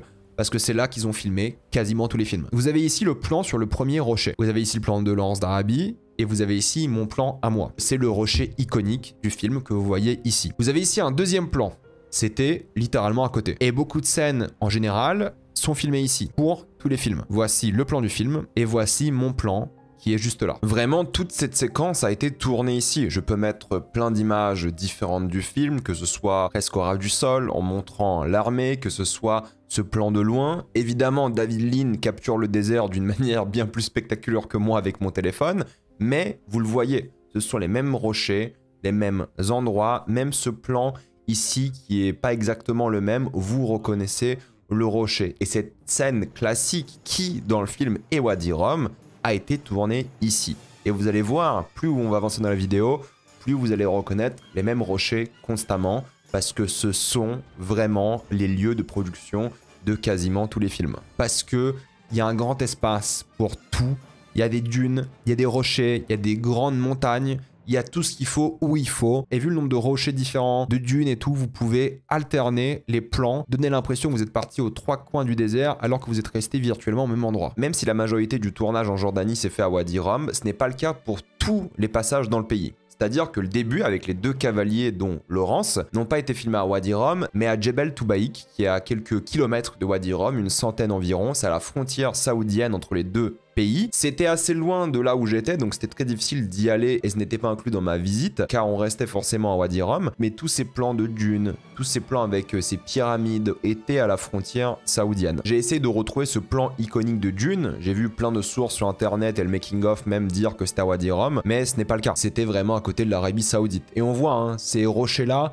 ne font pas partie de Wadi Rum. Ces formes pyramidales avec beaucoup de plats, c'est pas du tout ce que moi j'ai vu dans le désert. Donc c'est vraiment à côté. Ce qui est bizarre parce que beaucoup de guides sur internet disent que ce plan de la dune est filmé à Wadi Rum et pourtant on est allé à ce plan de dune et ils nous disent que c'est ici, là où je vous ai montré les images, mais ce n'est pas le cas. Clairement, quand vous comparez l'image du film et la vraie vie, ce n'est pas du tout le cas. Donc je trouve ça assez étonnant. Il y a aussi des gens qui disaient que c'était la dune rouge, là où j'ai fait du sandboarding, je vous montrerai après, mais c'est pas le cas non plus. Par contre, le plan de Lawrence seul ici au début du film, c'est bel et bien à Lawrence Springs, que je vous ai montré tout à l'heure, mais c'est aussi à Kazali Canyon, que je vais vous montrer maintenant. C'est là que beaucoup de plans du film ont été tournés et vous pouvez le voir avec la roche qui est ici, mais surtout que c'est l'entrée d'un canyon qui est utilisé aussi dans beaucoup d'œuvres. Vous remarquez hein, la pierre, ses formes et tout qui est quand même assez unique à Wadi Rum. Et l'intérieur du canyon est aussi très cinégénique, hein, disons les choses. Il était assez resserré, mais ça rendait la chose encore plus divertissante. Et pas mal d'œuvres tournent dans des canyons comme ça constamment, vous allez le voir plus tard. Parce que oui, des canyons à Wadi Rum, il y en a énormément. En ce qui concerne la scène avec les avions, je vous montrerai ça après, mais c'est un mélange de ce que je vous ai montré ici et aussi de Lawrence House que vous verrez un peu plus tard. Par contre, je n'ai pas pu trouver l'endroit exact de cette marche de Lawrence avec déjà les Bédouins parce que c'était à côté des 7 piliers de la sagesse, qui est aussi le nom du livre hein, de T.E. Lawrence dans la vraie vie. C'est son autobiographie. C'était un peu plus loin et au nord de Wadi Rum, mais certains guides vous y emmènent, ce n'était pas le cas du mien. Vous pouvez retrouver ces grandes étendues qui, elles, sont à Wadi Rum. Mais je pourrais vous les montrer aussi lorsqu'on sera à Lawrence House tout à l'heure. Cette scène iconique de Lawrence qui regarde son reflet dans le couteau a visiblement été tournée à Lawrence Spring, donc vraiment à côté, hein, je vous ai montré. Ça peut pas être là où je suis actuellement parce que forcément le sable est rouge, mais à Lawrence Spring, il y a pas mal de granit visiblement en sol. C'est dur de trouver exactement la dune, l'endroit, mais c'est dans le coin. En tout cas, ce moment culte a été tourné là et toutes les scènes qui vont avec Anthony Quinn par exemple, tout était dans le coin évidemment. Par contre, cette scène de nuit, alors là ça m'a un peu étonné parce que je n'arrivais pas à trouver où dans Wadi Rum ça a été filmé. Et d'après mes recherches, ce n'était pas filmé à Wadi Rum. En effet, visiblement, c'était tourné au Pays de Galles car le désert ne proposait pas les dunes dramatiques que voulait David Lean et cette séquence de nuit était tournée ici, car au Pays de Galles, nous avons le plus grand système de dunes d'Europe et ça donnait une impression de désert authentique. C'était donc aux dunes de Merthyr Mawr, j'ai sûrement massacré le nom. J'ai pas réussi à trouver énormément de sources, parce que le making-of ne dit pas vraiment à chaque fois où ça a été tourné, mais beaucoup de gens sont allés voir sur place et visiblement c'est le cas. Dans les années 60, il n'y avait pas de verdure, là où aujourd'hui, c'est le cas. Donc les dunes ont perdu un peu cette identité presque désertique, mais à l'époque c'est tout à fait faisable. Mais encore une fois, corrigez-moi si j'ai tort, mais c'est vrai que tout pointe vers ça. Et il y a aussi cette scène que j'arrive pas à pointer du doigt, qui est à Wadi Rum, mais je ne trouve pas l'endroit précis. Je pense que c'est ici aussi, ou alors aux côtés des 7 piliers de la sagesse, mais je n'ai pas trouvé exactement le lieu malheureusement. Et mon aventure à moi a continué. Nous nous sommes déplacés vers le premier point de déjeuner et de sieste, surtout lorsque le soleil tape à midi, même si les mouches honnêtement rendaient le sommeil presque impossible. Nous avons continué l'aventure vers d'autres endroits qui font penser à plein de films, Laurence d'Arabie, mais aussi Dune, Seul sur Mars. Tous ces endroits-là que je vous montre sont souvent utilisés au cinéma. Même si c'est très difficile de pointer du doigt l'endroit exact, vous avez plein d'arches partout dans Wadi Rum qui sont souvent utilisées dans des films, vous allez voir après. Ces formes de trous que vous voyez dans la pierre sont souvent présents dans des œuvres, vous allez les voir constamment. Et une fois que vous les avez vus, vous allez reconnaître quand tel film a tourné à Wadi Rum, car c'est assez unique. Et c'est là qu'on commence une aventure de notre côté dans un canyon bien plus large. Nous étions entourés de belles roches, de formes différentes, qui fait aussi la force du désert. Et plus nous avancions dans le désert, plus nous étions pris par son immensité et sa beauté. Chaque roche semblait différente, chaque montagne nouvelle, et nous avions envie de toutes les explorer. Et c'est d'ailleurs ce qu'il nous laissait souvent faire, marcher dans le désert afin de contempler l'environnement. J'avais l'impression d'être Paul Atreides, dans ces dunes de sable avec le soleil qui traversait la roche. Tout ça avant de repartir en jeep pour retrouver un premier camp bédouin. Rudimentaire, mais je m'attendais à pire. Il y avait honnêtement une douche qui était malheureusement assez inutilisable, vu la pression, mais c'est logique, je m'attendais même pas à une douche d'ailleurs. Mais c'est la dernière fois que j'ai vu des toilettes avant 2 jours. Mais je me suis beaucoup amusé à me balader la nuit, à imiter Laurence au coucher du soleil. Alors oui, moi j'avais pas un train, mais j'ai essayé de faire la même chose, à profiter justement aussi de ce coucher de soleil en plein désert, son silence, ces belles images, et ensuite profiter du ciel étoilé que je vous montrerai après. Pour revenir et parler un peu de cinéma et de Laurence, il reste plein de scènes iconiques dans le film. L'attaque d'Aqaba, dans laquelle Peter O'Toole a failli mourir car la charge de cavalerie générait tellement de poussière que les cavaliers ne voyaient rien et pouvaient tout écraser. Malheureusement, Peter O'Toole a fait une chute qui aurait dû être fatale, mais son chameau s'est mis au-dessus de lui et l'a protégé. Et anecdote, Aqaba, qui est situé à 60 km de Wadi Rum, était trop moderne pour la ville du film, donc ils ont construit un village entier en Espagne, sur la côte. Il n'y a plus rien aujourd'hui, mais oui, tout ça, ils l'ont bâti pour le film. La scène de l'Oasis, qui est au début du film, a été tournée en Espagne, et ils ont créé l'Oasis pour le film, et il existe encore aujourd'hui. Toutes les scènes en Égypte sont tournées à Séville, vous reconnaissez le palais utilisé dans plein de films, dont Star Wars par exemple, pour Naboo dans l'Attaque des clones. La scène du train de même, en Espagne, et anecdote, ils ont payé des gitans pour enlever l'herbe et donc ressembler le plus possible au désert. On voit d'ailleurs un petit peu d'herbe au loin. Parce que oui, l'action se passe toujours au même endroit, dans le désert du Moyen-Orient, mais en termes de production, ils ont bougé en Espagne. Je profite pour vous dire que cette scène est vraiment l'une des meilleures de l'histoire, tout le symbole du film en une image. Autre anecdote, certains chevaux de cette scène en Espagne ont été remis en liberté de manière non volontaires et ne sont jamais revenus. Et oui, il existe aussi des scènes tournées en studio, comme celle-ci dans la caverne. J'avais du mal à trouver ce plan parce qu'il dénote beaucoup avec le film, je trouve, mais visiblement c'était aussi dans le sud de l'Espagne. Et toute la fin du film se passe non pas à Wadi Rum, mais dans le désert au Maroc, dont le plan final du film avec Laurence qui pense apercevoir son ami. Je vous ai parlé de manière très positive du film parce que je l'adore, c'est un de mes films préférés de tous les temps, et je vous ai montré là où ils ont filmé beaucoup de ces scènes, mais il faut parler un peu du vrai Laurence d'Arabie, T.E. Lawrence.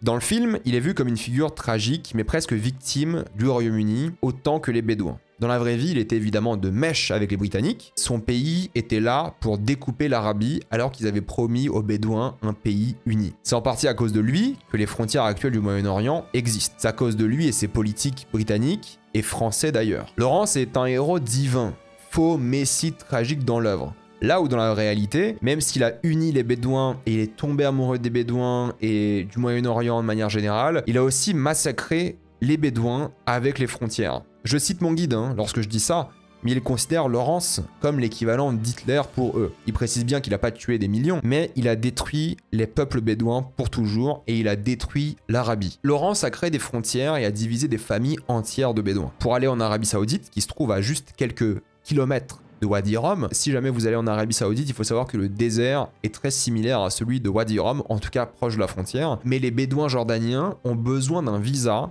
chose extrêmement difficile à acquérir pour eux, et donc ne peuvent pas voir les Bédouins d'Arabie Saoudite. Ces bédouins d'Arabie Saoudite sont leur famille. Une frontière imaginaire s'est dressée entre eux il y a un siècle et leurs familles ont été brisées pour toujours. Donc Laurence et les autres coupables évidemment ont divisé pour mieux régner le Moyen-Orient. Ils voulaient se partager les terres avec l'Europe et la France majoritairement. Peut-être qu'un État arabe uni aurait pu exister, mais le pire dans ces histoires est qu'il a divisé les familles sur plusieurs générations.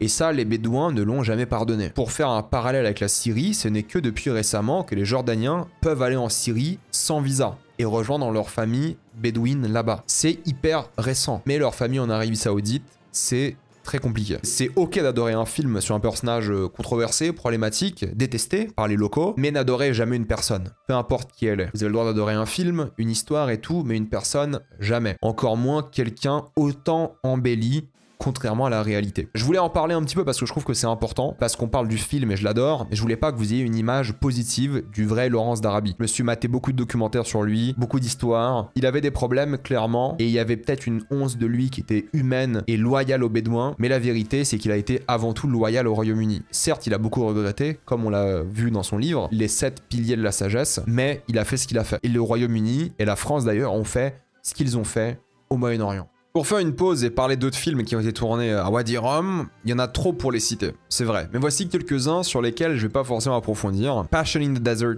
Red Planet, Fish 3 aussi qui est filmé du coup à Petra et à Wadi Rum. The Last Days on Mars, vous avez vu, hein, il y a beaucoup de Mars. May in the Summer, Oversized Coat, No Name Restaurant et The Goat Life. Mais pour revenir un peu à des films que vous connaissez peut-être un peu mieux, on va parler un peu de Transformers. C'est intéressant parce que le désert de Wadi Rum, comme vous l'avez vu, ils ont utilisé beaucoup de plans aériens, grands plans larges, impressionnants, pour montrer la taille du désert. Et il n'y a pas beaucoup d'interaction entre les acteurs et le désert. C'est juste cool de voir des gros robots dans le désert, et je respecte. Difficile de trouver des lieux de tournage ici, mais encore une fois, tout est à côté du premier gros endroit que je vous ai montré tout à l'heure, et un deuxième que je vais vous montrer maintenant. Le deuxième jour, nous avons commencé avec une randonnée. Grimpe assez prenante, plusieurs heures à monter une montagne, souvent de manière verticale, que ce soit assisté ou pas. On était comme dans un jeu vidéo, pied proche d'un rebord. J'avais l'impression d'être Nathan Drake ou Lara Croft, toujours avec des paysages magnifiques. Je vous montrerai un peu plus évidemment si vous voulez à la fin. L'objectif était d'arriver à cette arche pour pouvoir voir le désert, prendre des photos et profiter du silence. Étonnamment flippant, car l'arche n'était pas si grande que ça et le vent faisait beaucoup tanguer. On nous a même dit d'ailleurs de ne pas y aller s'il y avait trop de vent. J'avais l'impression d'être le roi des Fremen, j'avoue. Bref, c'était une expérience ludique, prenante, divertissante et mémorable. Là où c'est intéressant pour cette vidéo, c'est qu'il y avait donc un retour pour déjeuner. J'ai pas réussi à faire la sieste après manger, donc je suis allé me balader. J'ai vu des chiens au loin,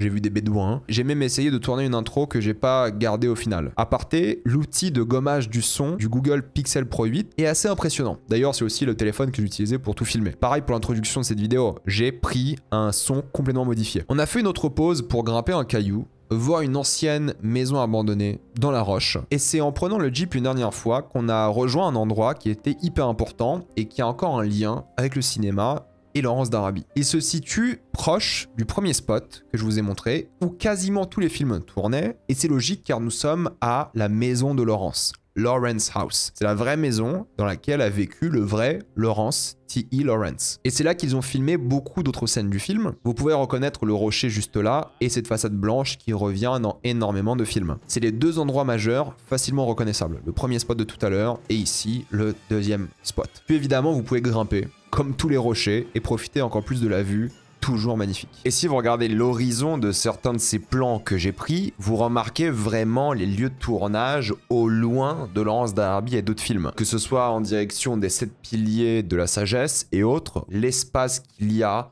entre les rochers, la couleur du sable qui change du rouge au blanc, toute cette zone-là, entre le premier et deuxième spot, Lawrence Spring et Lawrence House, sont les endroits privilégiés pour tourner des films. Et vous remarquez encore une fois la force cinégénique de ces environnements, de ces décors. La roche a ce côté aussi très dramatique et on comprend facilement pourquoi autant de films viennent ici. Plein de films ont utilisé Wadi Rum pour montrer un monde de science-fiction. Prometheus par exemple, le film a tourné dans plusieurs pays comme l'Islande ou l'Écosse, mais la planète en question, le backdrop en tout cas, lui, est inspiré de Wadi Rum. Vous le voyez via les montagnes, les formes et les vallées, évidemment beaucoup modifiées par les effets spéciaux et cette colorimétrie. Et c'est intéressant parce que Ridley Scott a tourné plusieurs fois là-bas. Il a tourné une séquence pour le film All the Money in the World, mais surtout pour Seul sur Mars. Pourquoi beaucoup de films tournent Mars à Wadi Rum? Eh bien parce que Wadi Rum ressemble à Mars. Il y a beaucoup d'endroits où le sable est rouge, donc pas besoin de faire beaucoup de traitements. Ils ont fait un mélange de Wadi Rum et de Mars, c'est-à-dire qu'ils ont pris des plans aériens qu'ils ont modifiés par la suite en ajustant certaines choses et en ajoutant même un cratère et en changeant la couleur grâce à l'aide de la NASA. Il y a un mélange de CGI, de décors réels, mais aussi de studio. Beaucoup de scènes en extérieur proches de la base sont en réalité en studio. Par contre, ils ont vraiment passé 8 jours à filmer dans le désert pour certains plans que vous reconnaissez des vidéos que j'ai prises, car tout en est au premier spot, et vous pouvez clairement vous aussi voir le Mars du film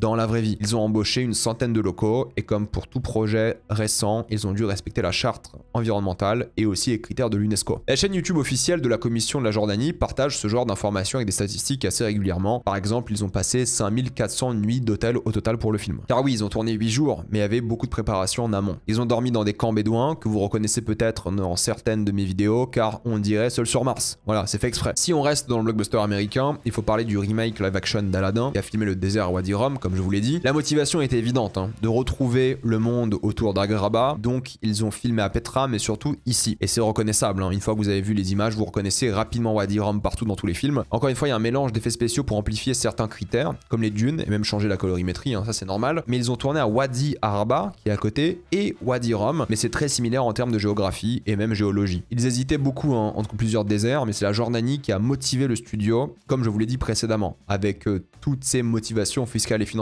En plus, d'après Guy Ritchie, la diversité des couleurs était une motivation supplémentaire. Chose étonnante vu que le désert a la même gueule tout le long, sauf la nuit. Mais la nuit, vous voyez l'utilisation de la fameuse arche, qu'elle soit vraie ou pas, l'inspiration est là. Guy Ritchie a dit que pour un réalisateur, c'était une évidence de penser à Wadi Rum vu son histoire en termes de cinéma. Les acteurs ont adoré aussi, que ce soit Mena Massoud ou Will Smith qui ont passé du temps là-bas. Et contrairement à l'époque de Lawrence d'Arabie ou Indiana Jones, il y avait beaucoup d'infrastructures aujourd'hui pour faciliter le tournage de gros blockbusters, mais cela sans détruire le désert. Il reste très nature. Maintenant, il faut s'attaquer à une saga de films qui a rendu célèbre mondialement le désert de science-fiction.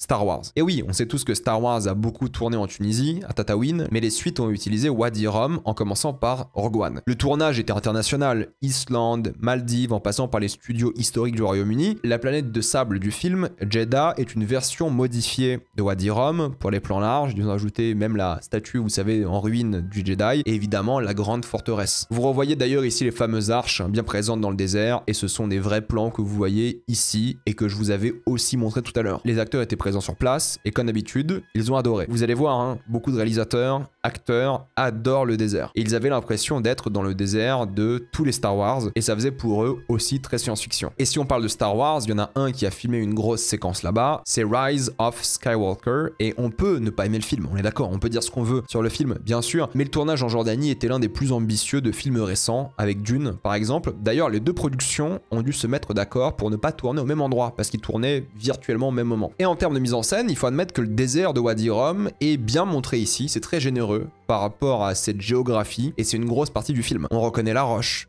le sable, et ils ont mis en place tout un festival qu'ils ont intégré physiquement et numériquement dans le désert. Beaucoup d'images ont été prises pour ensuite être utilisées en studio si nécessaire et avoir un vrai fond qui puisse être référencé parfaitement par les équipes d'effets spéciaux, car même si beaucoup de la course a été faite en réel, pas tout évidemment, mais ils ont mis des acteurs sur des vrais speeders, sur des vrais rochers, encore une fois généralement aux alentours du premier spot que je vous ai montré, et il y a beaucoup de plans aériens avec peu de modifications au final. On revoit la roche assez unique de Wadi Rum à certains moments, on a même une arche souvent utilisée dans les films, c'est une évidence que c'est généreux et un vrai travail a été fait là-bas. D'ailleurs, la fin du film a été tournée en studio et sur place au cas où. C'était 5 mois de préparation, 150 locaux jordaniens sont venus en aide, surtout pour le festival, 3 semaines sur place, dont 12 jours de tournage, 1000 personnes au total, ils ont galéré à construire ces vrais speeders qui bougeaient, ils ont même des fonds verts mobiles pour s'adapter, ils ont des vraies explosions. C'est le premier film de la saga Star Wars qui est réalisé par une femme. Alors oui, pas en réalisateur principal, mais en réalisatrice de seconde unité avec cette Victoria Mahoney ici. L'armée les a encore aidés évidemment, la famille royale a visité, les Bédouins ont aidé et ils ont dû construire des routes pour aller encore plus loin que certains endroits afin d'avoir des plans uniques, mais ils ont ensuite rétabli la nature. Et dans le désert de Wadi Rum, il n'y a pas de route en réalité. Et encore une fois, les acteurs ont adoré. Mais une autre œuvre culte qui a tourné dans le désert est Dune partie 1 et partie 2. Pour commencer avec la partie 1, vous comprenez qu'Arrakis est le désert de Wadi Rum. Vous avez les plans larges avec la roche que vous reconnaissez maintenant, et d'après l'équipe, 90% des plans larges sont issus de ce désert. Pourquoi est-ce qu'ils disent ce désert? C'est qu'ils ont aussi filmé au désert de Liwa, à Abu Dhabi. Ce sont tous les plans du désert où il n'y a uniquement que des dunes. Wadi Rum en possède, mais généralement il y a aussi plein de roches. Là où Liwa n'a pas de roches, donc tous les plans, que ce soit sur ces fameux hélicos du film ou les personnages à côté de nombreuses dunes,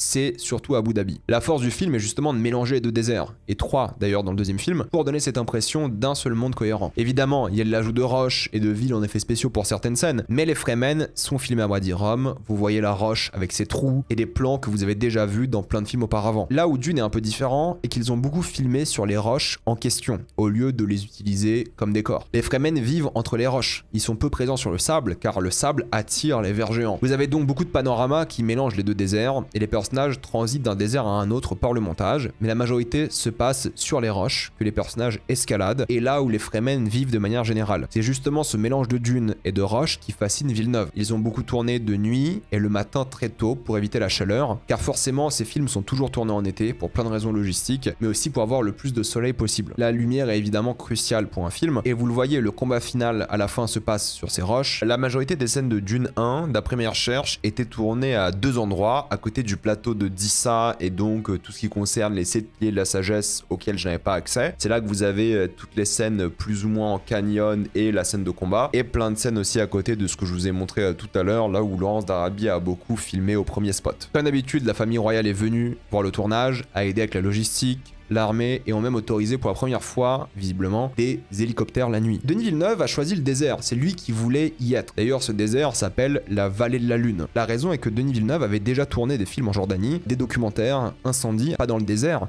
mais lorsqu'il tournait ses films à l'époque, il en a profité pour visiter le désert, et il était fan de l'âme de la Jordanie. Donc c'est lui qui voulait venir ici. Greg Fraser, le chef-op, avait lui aussi déjà tourné 3 fois en Jordanie, que ce soit pour des films comme Zero Dark Thirty, mais il était habitué est fan aussi. Jason Momoa, il était complètement obsédé par les roches, lui qui est fan d'escalade, et il n'a jamais vu ça autre part dans sa vie. Ils étaient tous étonnés de la cinégénie de l'environnement, tous marqués à vie. Alors oui, ils ont hésité d'un point de vue de la production entre le Chili, l'Iran, le Tchad, le Yémen et la Libye, mais forcément c'est pas tous des pays qui ont les mêmes avantages fiscaux, économiques, et qui sont stables politiquement. Et surtout que Wadi Rum avait un avantage crucial aussi, c'est le mélange de pierre et de dunes. Et le fait que la nature soit vierge, donc il n'y a pas d'hôtel en réalité ici. Il y a quelques camps bédouins à droite à gauche, mais c'est la vraie nature. Les bédouins refusent que des grosses infrastructures s'installent dans le désert. 400 Jordaniens ont été embauchés, donc 50% de l'équipe de production était jordanien, parce que oui, il y avait 800 personnes dans le désert. Il y a tellement de films qui sont faits en Jordanie, que la Jordanie est en train de construire des studios, ce qu'on appelle des sound stages, pour attirer encore plus de films. 23 jours en Jordanie, 11 jours à Abu Dhabi. Abu Dhabi d'ailleurs qui était aussi un lieu de tournage pour Star Wars The 7. Et pour Dune 2, c'est assez similaire parce qu'ils sont retournés dans le désert mais pas du tout aux mêmes endroits. C'était une volonté de changer tout en restant familier. Et vu que le désert se ressemble beaucoup pour ne pas être dépaysé et en même temps propose une vraie diversité, c'était idéal. Parfois oui, ils ont gommé certains rochers en CGI, mais beaucoup de ce qui a été montré est vrai. Les cascades sont vraies. Par exemple, ils ont vraiment fait tomber ces cascadeurs de rochers pour cette scène en particulier. Parfois ils ont rajouté des rochers, mais parfois ils ont juste pris le rocher en question et ont filmé autour. C'est souvent resté très naturel. Sauf que cette fois-ci, ils ont utilisé beaucoup plus de canyons, chose qu'il y a énormément à Wadi Rum. Les guides les connaissent tous parfaitement. Ils connaissent le désert comme leur poche. Et justement, les grandes scènes avec beaucoup de place et en même temps des petites maisons à l'intérieur, via ces trous que vous voyez ici, existent réellement. Et le mélange entre Abu Dhabi et Wadi Rum existe aussi dans le film, encore une fois, car il y avait des étendues bien plus grandes qu'il fallait utiliser, sans roche, surtout par rapport à l'action et les vers géants. Moi, ce que je trouve vraiment admirable, c'est qu'ils ont une vraie verticalité dans ces films par rapport aux roches. Beaucoup des randonnées d'ailleurs consistent à grimper, vous avez l'impression d'être un Fremen ou du coup un bédouin. Et ces formes de roches donnent presque l'impression de fresques, mais naturelles, ce qui rend la chose encore plus impressionnante. Et oui, les portes que vous voyez ont été ajoutées dans le film, sur les lieux de tournage, et sans même parler du 3e désert qu'ils ont dans ce film, avec le désert en Namibie.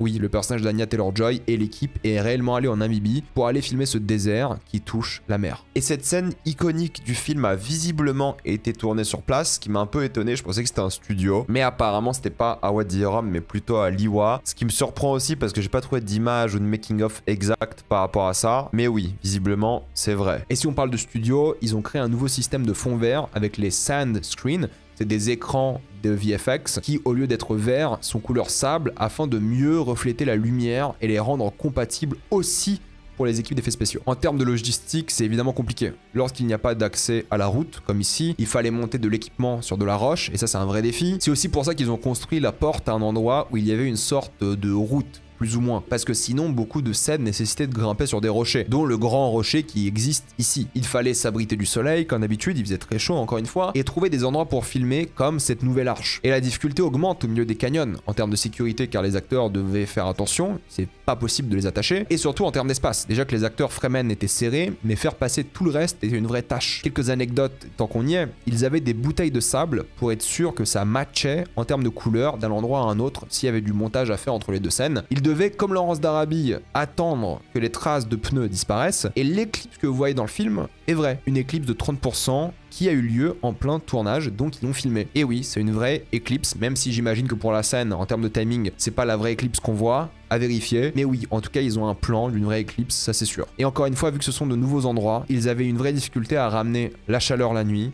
l'électricité et l'eau. Et maintenant, pour parler de deux autres projets, plus mineurs en termes de présence à Wadi Rum, nous avons John Wick 4. Petite séquence au début du film où John Wick s'attaque à cheval à des assassins et ce fameux leader. Référence évidente à Lawrence d'Arabie avec ce lever du jour et en même temps le mirage. Et je pense qu'à ce stade, vous reconnaissez bien le désert. Sinon, j'ai mal fait mon travail durant cette vidéo. C'est 5 minutes au début du film, mais ça se passe au Maroc, dans l'histoire du film, même si c'est filmé à Wadi Rum, ce qui est surprenant car le Maroc est aussi un grand pays de tournage de cinéma. Mais ils voulaient profiter de l'ampleur du désert, qui était visuellement plus dramatique pour eux que le Maroc. Ils avaient des hélicos au lever du jour, ils ont fait quelques plans en Californie aussi au cas où, bref. Là où j'étais assez impressionné, c'est qu'en fait il y a une série qui a tourné à Wadi Rum, et c'est Moon Knight. On critique souvent Marvel parce qu'en fait ils font tout en studio, c'est pas du vrai cinéma, blablabla, on connaît, mais c'est vrai que concernant Wadi Rum, ils l'ont plutôt bien respecté. Alors il y a plein de critiques à faire à Marvel, mais là la collaboration entre la commission du cinéma royal jordanienne qui a donné plein d'accès et avantages logistiques et de main d'œuvre, beaucoup de Jordaniens, et en une semaine sur place ils ont tourné beaucoup de scènes qui mettent bien en avant le désert avec les acteurs dont Ethan Hawke, qui lui-même fan de Lawrence d'Arabie, a dit qu'il était émerveillé de tourner au même endroit que Peter O'Toole et David Lean. Pour lui c'est un hommage à l'œuvre, et puis vous commencez à reconnaître quand les formations ici derrière lui, typiques de Wadi Rum, qu'on voit dans beaucoup de films, beaucoup de plans larges de jour et de nuit. Alors oui, il y a pas mal de studios aussi et quelques scènes un peu laides car trop retravaillées, mais globalement, c'est respecté dans l'âme et même repris en termes de référence pour les artistes d'effets spéciaux par la suite. Ils ont même trouvé des canyons assez impressionnants. D'ailleurs, je suis quasiment sûr qu'ici, vous voyez les 7 piliers de la sagesse. Je me demande d'ailleurs si ce canyon n'est pas Wadi Moujib, que j'ai cité et montré précédemment. En tout cas, ça reste impressionnant, surtout pour une série. Et ils ont volontairement voulu éviter le Star Wars, le Dune, en termes de visuel, car sinon ça allait être trop connu et ils allaient plagier. Mais honnêtement, je pense que c'est plutôt réussi. Avant de parler du dernier film que je trouve important, j'ai envie de vous montrer un peu mes aventures. Après s'être arrêté à Lawrence House, ma journée a continué. On a traversé un magnifique canyon qui fait penser au film qu'on a vu et c'est l'un des rares endroits avec de la végétation. D'ailleurs, on était vraiment fan à ce stade de toujours devoir escalader, on était addict. C'est un bel endroit qui ouvrait progressivement à la fin vers de gigantesques montagnes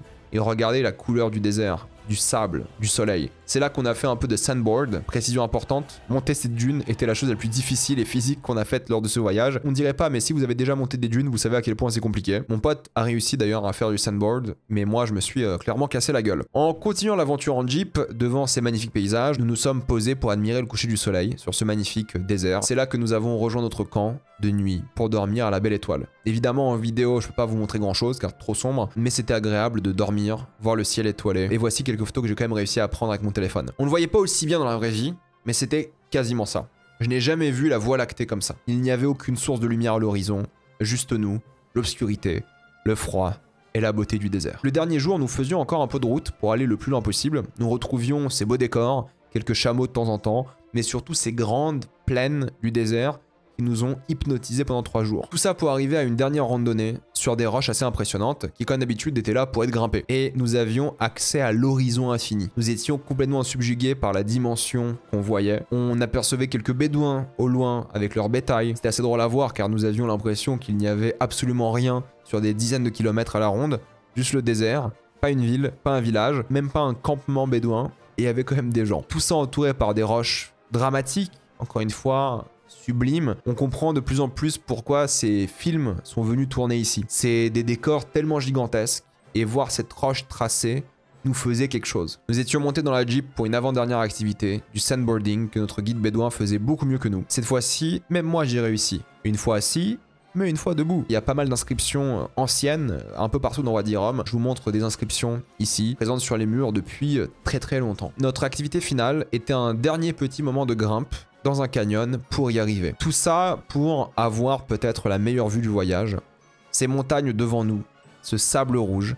Nous étions tous un peu tristes à l'idée de partir et on profitait une dernière fois de la vue qui était bluffante. C'était un dernier moment reposant. On pouvait même se balader pas mal de temps sur le rocher pour atteindre un différent point de vue. Et j'avoue que quitter cet endroit était honnêtement très difficile. Mais avant de conclure, j'ai envie de parler d'un dernier film tourné à Wadi Rum et j'ai choisi de parler de Tibh, un film jordanien, le premier de l'histoire du pays à avoir été nommé aux Oscars. Comme beaucoup d'œuvres sur la Jordanie et le désert de manière générale, il se concentre sur le peuple bédouin lors de la Première Guerre mondiale. Cette fois-ci du point de vue d'un enfant bédouin qui se retrouve perdu dans le désert avec quelqu'un de sa tribu et un agent britannique. C'est un film que je considère très sympa, mais surtout important pour la culture et l'histoire de la Jordanie car beaucoup d'autres nationalités ont parlé des gens qui ont divisé l'Arabie, mais peu ont pris ce point de vue des Bédouins et surtout d'un enfant. Un enfant qui ne comprend pas ce qui se passe. D'ailleurs, le film est disponible gratuitement sur YouTube à l'heure où je fais cette vidéo. Mais si je dois mettre ça un peu de côté, c'est le film qui a le mieux saisi le désert. Car forcément, il est fait par des Jordaniens, avec l'histoire et la géographie qui vont avec. Vous allez voir un point de vue nouveau, local, sur ces terres différentes, ces roches, ces canyons, ces puits et ces séquences de jour et de nuit assez marquantes. En plus de raconter une histoire différente du pays et des Bédouins de Wadi Rum, c'est le meilleur ressenti possible pour vous plonger dans le désert. Ils ont le mieux compris ce que vous allez vivre là-bas et je trouve que c'est une vraie force au film. En plus d'apporter un regard assez dur de la jeunesse et de ce pays lors du règne ottoman et le début de l'invasion britannique, je vous le conseille et ça vous donnera envie de peut-être aller à Wadi Rum et en Jordanie. Mon périple dans le désert s'est terminé ici, mais nous avions visité d'autres endroits durant notre voyage. La vallée de Dana, une magnifique randonnée à travers un environnement complètement différent du désert et qui nous montre la folle richesse géographique du pays. Honnêtement, je vous conseille de passer dans le coin car la vue sera magnifique. Nous sommes arrêtés à la mer Morte, chose que je peux conseiller pour le kiff de flotter, mais pas plus de temps parce que nous avons passé une nuit à l'hôtel en bord de mer, c'était pas vraiment essentiel. Ce qui est intéressant en Jordanie, c'est pas la côte. Alors oui, peut-être vers Aqaba, où c'est la mer Rouge, peut-être c'est pas mal, mais malheureusement nous n'avions pas le temps d'y aller. En tout cas, je vous propose beaucoup d'extraits en fin de vidéo pour découvrir tout ça et je vous dirai exactement à quel endroit se situe chacun des extraits dans la description, le commentaire épinglé. Je vous parlerai aussi du budget dans quelques secondes. J'ai envie d'adresser un mot à l'hospitalité jordanienne. Je n'ai jamais été aussi bien accueilli dans un pays. Jamais j'ai vu des locaux aussi accueillants, aussi incroyablement généreux, sympathiques et extravertis. C'était un vrai plaisir car on se sentait les bienvenus en tant que touristes et ils voulaient nous montrer leur pays. Malheureusement, la Jordanie dépend beaucoup du tourisme et souffre même énormément des conflits du coin. Même si le pays est sûr et vous pouvez clairement aller le visiter, le Covid a fait beaucoup de mal à l'industrie touristique, donc aux Bédouins aussi qui sont fortement dépendants. Et le 7 octobre apparemment était bien pire que le Covid et a failli faire disparaître le tourisme. J'exagère, mais c'est aussi la raison pour laquelle on est allé. On savait qu'il allait y avoir moins de monde, que les prix allaient être plus bas et on est allé à un moment où il y avait très peu de monde dans le pays d'après les guides. Pour venir un peu parler de cinéma et de ma vie, au bout de 117 jours, David Lean ne voulait pas quitter le désert. Il voulait continuer à tourner et trouver des excuses constamment. Il voulait rester dans le désert qu'il trouvait calme, reposant et beau. Tous les acteurs se sentaient comme ça. Et la vérité est que moi aussi. Je n'ai pas passé 4 mois là-bas, mais j'ai compris pourquoi tant de protagonistes de fiction s'attachaient fatalement au peuple du désert, leur mode de vie et leur environnement, qui peut paraître évidemment très peu accueillant. C'est un désert, la vie se meurt en théorie, et j'avoue que c'est loin d'être parfait, surtout aujourd'hui où les Bédouins sont trop dépendants d'un tourisme de masse et du gouvernement. La ville futuriste d'Arabie Saoudite, Neom, se construit à quelques kilomètres de Wadi Rum. Donc cela crée des tensions. À l'époque et encore aujourd'hui, il y a des conflits entre les tribus des Bédouins. Et fatalement, le guide me le disait, lorsqu'il faut être unis, ils seront unis pour protéger le désert, leurs terres, et ils ont de la chance que le roi actuel les respecte beaucoup. Maintenant, ils quittent de plus en plus le désert pour partir en ville, faire des études. Ils ont internet. Regarde Game of Thrones. J'ai parlé beaucoup de Game of Thrones avec mon guide. Il n'aime pas du tout le traitement, vous savez, des free folk au-delà du mur. Chose que j'ai trouvé assez intéressante vu un peu le traitement culturel, médiatique des Bédouins. Et oui, ils le regardent en VO. Ils sont environ 3000 Bédouins à Wadi Rum et donc quelques centaines de familles. Ils se mondialisent, comme beaucoup d'endroits sur Terre, mais beaucoup veulent mourir dans le désert et vivre toute leur vie là-bas. Et honnêtement, d'un certain point de vue, je les comprends. Oui, ils sont dépendants du tourisme. Oui, ils ne peuvent pas voir leurs voisins, mais ils m'ont dit qu'ils pensent avant tout au désert. Et leur style de vie, c'est majoritairement faire le guide, boire du thé, faire de la randonnée. Et c'est justement ce mode de vie qu'ils essaient de transmettre via ces 3 jours passés dans le désert. C'est une porte d'entrée vers leur culture et leur vie. Et même si évidemment j'extrapole beaucoup et je suis biaisé par la vie d'un guide et d'une expérience, d'un certain point de vue, maintenant je comprends mieux les Laurence, les Paul Atreides, et toute autre personne qui tombe amoureuse du désert. Que ce soit David Lean, qui ne voulait jamais quitter le désert tellement qu'il a acheté la propriété à Aqaba à côté, pour être toujours connecté à ce pays, avant de fatalement rencontrer sa femme et de passer le reste de sa vie en Inde. Je comprends mieux les amoureux du désert, et maintenant j'en fais un peu partie. C'est beau, c'est calme, impressionnant, dramatique, paisible, silencieux, presque pur, et comme le dirait Laurence, de manière sarcastique dans le film, c'est propre. Peter O'Toole en parle d'ailleurs en interview pendant 20 minutes. Cette époque lui manque terriblement, et ce désert aussi. Et je comprends car le désert qu'il a connu reste inchangé, vierge. Il y a quelques tentes par-ci par-là, mais il n'y a pas de grands complexes hôteliers. Il y a à peine des douches dans le désert. Et c'est ça que les Bédouins se battent pour préserver. Leur confort de vie, mais surtout le désert. Et ils se sont d'ailleurs battus à un certain moment car des gens, le gouvernement, des entreprises voulaient mettre en place des déserts de luxe. Mais ils ont refusé. Et ils ont littéralement saboté ces déserts. En tout cas, j'avoue que le voyage m'a convaincu. Et j'espère y retourner un jour. D'ailleurs, la dernière chose que j'ai vue dans le désert m'a beaucoup fait penser à Laurence. Lui ne voulait pas quitter le pays dont il est tombé amoureux. Et au dernier moment du film, il pense voir son ami sur un chameau avant d'être déçu. C'est une fin culte de cinéma qui m'a beaucoup marqué, mais qui m'a surtout marqué aussi maintenant encore plus, car la dernière chose que j'ai vécue de Wadi Rum, c'était moi en voiture, en train de voir des gens sur des chameaux au loin. Et ça peut sembler bizarre, hein, mais c'est vrai qu'il y avait très peu de chameaux au final dans le désert, donc finir presque comme une sorte de signe, de la même manière que Laurence, m'a fait un petit quelque chose. Et c'est là que mon aventure s'est arrêtée, mais je m'en rappellerai toute ma vie. Avant de vous montrer quelques extraits supplémentaires, sans que j'intervienne, sans que je parle de cinéma, je pense que c'était ma plus grosse vidéo ever. Encore une fois, c'était pas prévu, hein, mais lorsque j'y étais, en Jordanie, et je voyais tout ça, je me sentais obligé de faire un truc par rapport à ça. Et peut-être ce serait un format que je referai à l'avenir. J'ai déjà tourné des trucs en Écosse, à voir si j'en ferai une vidéo, parce que cette vidéo m'a demandé un temps fou. En plus des vidéos que je fais tout le temps, 4-5 fois par semaine, celle-ci m'a achevé. Je suis au bout de ma vie, littéralement. On est dimanche, 23h30, je suis au bout de ma vie. Pourquoi? Parce qu'en fait, j'ai dû regarder plein d'interviews, j'ai acheté tous les films, j'ai regardé les making-of de tous les films. Pour Laurence d'Arabie, c'est 4h30. Pour les autres films, c'est aussi beaucoup d'heures de contenu. D'ailleurs, plus les films sont récents, moins il y a d'heures de contenu supplémentaires. Mais j'ai regardé des interviews, j'ai fait des recherches, j'ai essayé de trouver les localisations GPS de tous les endroits. Tu trouves avec ou des IA, ou des forums et tout, et tu te rends compte que c'est pas vrai, et plein de trucs comme ça horribles. J'ai bouffé des sources à droite à gauche, j'en pouvais plus, je regardais des making-of constamment, je trouvais des extraits de trucs, c'était l'enfer. Parce qu'un désert, c'est horrible à trouver l'endroit où ils ont filmé, ils le disent jamais, et faut trouver littéralement avec des références satellites parfois et tout. Et puis quand toi t'es guidé par un guide littéralement qui t'emmène pas à des lieux cinéma, parce qu'à la base c'était mes vacances, c'était pas un truc que je voulais faire pour la chaîne, c'est compliqué de faire toujours le comparatif. Mais au moins ça vous permet de vous plonger dans l'ambiance de Wadi Rum, de comprendre pourquoi le cinéma a choisi ces lieux, de vous parler aussi de difficultés de production. Donc voilà, j'espère que vous êtes quand même content et que vous avez appris certaines choses avec des beaux environnements. Et peut-être je vous ai motivé à y aller parce que les Bédouins ont besoin de ça pour vivre. Oui, je suis conscient que j'aurais dû prendre un stabilisateur pour filmer, je suis conscient que j'aurais dû filmer différemment. C'est mon premier vlog, voilà, ok. Soyez un peu indulgents. J'aurais peut-être pas dû commencer avec un endroit aussi magique de cinéma, mais c'est comme ça. Si je refais ce concept, les autres vidéos ne seront pas aussi impressionnantes, croyez-moi. J'aimerais bien faire l'Islande par contre, ça serait intéressant.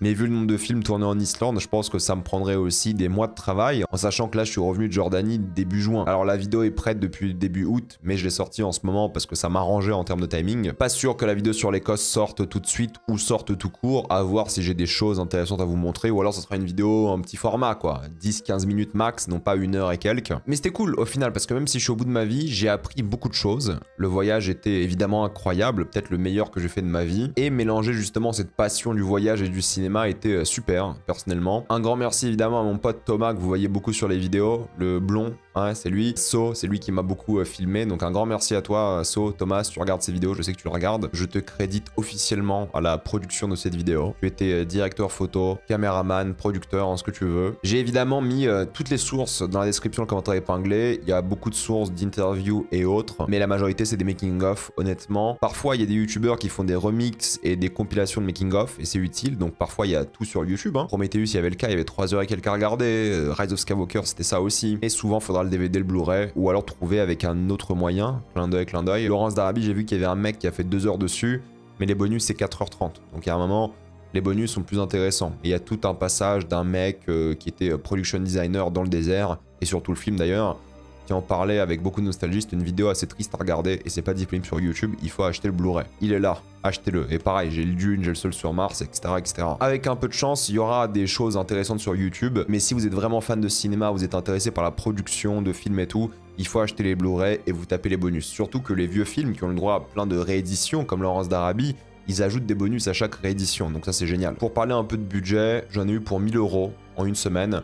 C'était 300 € les vols d'avion, aller-retour de Charleroi à Bruxelles jusqu'à Amman, 200 € la location de voiture pour une semaine, et les hôtels c'était environ 300 € supplémentaires, et on s'est fait un peu plaisir sur certains hôtels, faut être honnête. Et c'était 180 €, on a fait un tip aussi, donc on a laissé 200 € chacun au guide à Wadi Rum. Je mettrai aussi le lien du guide dans la description de commentaire épinglé. Je vous conseille vraiment de faire les 3 jours et 2 nuits avec la nuit à la Belle Étoile, ça vaut vraiment le coup. C'est magnifique, c'est incroyable, vous allez vraiment vous en rappeler. Et c'est dur de montrer en image l'immensité du désert, donc je ne pourrai jamais partager la sensation d'y être vraiment, mais vous serez Paul Atreides.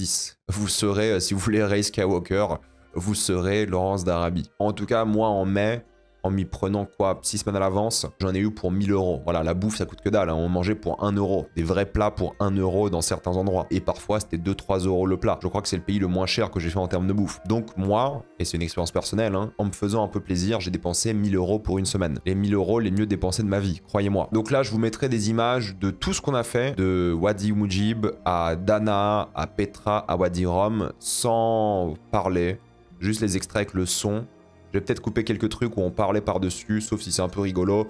Mais voilà, je vous montrerai les images, comme ça vous avez l'expérience en soi. Désolé si j'ai un peu mal filmé, encore une fois, c'est pas mon taf en général. La prochaine fois, je ferai attention. J'espère que ça vous a motivé d'y aller. J'espère que cette vidéo vous a intéressé, vous a plu. Donnez-lui de la force. Je vais essayer de la promouvoir le plus possible aussi sur mes réseaux, parce que c'est ma plus grosse vidéo ever, et vu le travail que j'ai mis dedans, j'aimerais bien qu'elle marche un peu. Je demande pas de faire 200 000 vues ou quoi, mais qu'elle marche un petit peu quoi. Donc si vous pouvez la soutenir, la partager, mettre des commentaires, liker, tout ça, ça serait génial. Donc un grand merci à tous. Encore un plaisir de faire YouTube à plein temps, honnêtement, pour faire ce genre de format, ce genre de vidéo. Même si je suis mort, c'était un kiff. Et maintenant, je vous propose plein d'extraits de moi en voyage et de ces paysages de A à Z. Et moi, je vous dis à la prochaine fois. Merci à tous. Bisous.